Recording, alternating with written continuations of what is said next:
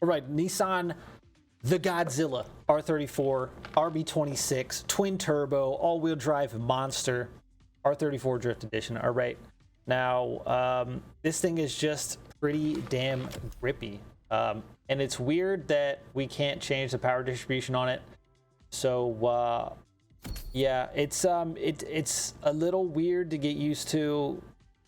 As far as drifting, you kind of gotta throw it in certain handbrake and then let it slide a little bit, stay on the gas certain times. It's just a grippier drift car. Okay, but look, all these drift tunes, here's the deal, right? The game likes to make us drive drift cars in races, and then they actually sometimes have drift events where you need the car to slide and drift and handle a certain way. So we can't save multiple tunes, all right? And all of these drift tunes are going to be for drifting, to slide the car around a tow gate or a track and give you better precision and better handling, all right?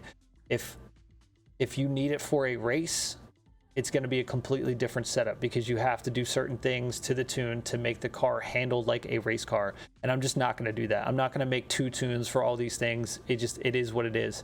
They're drift cars. We're tuning them to drift. That's what we're doing. Okay, so here's the pro settings. So what we got: brake balance, max it out to the rear. Okay, -10 on the low to rear for the aero. Suspension, springs up front 6 stiff, rear 10 stiff. Damper compression front 8 stiff, rear 15 stiff. Damper rebound front 12 stiff, rear 20 stiff. Roll bars 3 stiff up front, 7 stiff in the rear. Camber is -24 up front with -14 at the rear. Also, you know, drive these in manual. Traction control off. I have counter steer assist off. All that shit's off. So let's take this thing to a race, I guess. Actually, I think there was one in the new playlist. Here we go. Yes.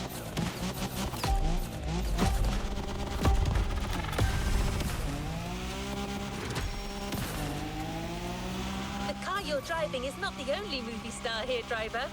The location is quite iconic as well. Was it 4th gear? It might have been 4th gear for this car.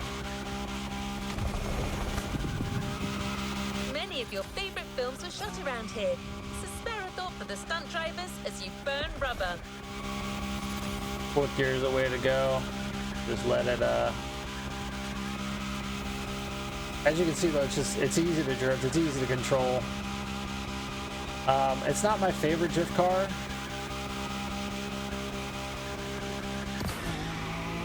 You can do 5th gear if you want to go a little faster. It doesn't really matter. 4th, 5th gear, it's pretty much the same. It doesn't really increase the speed. It's got enough power to do both.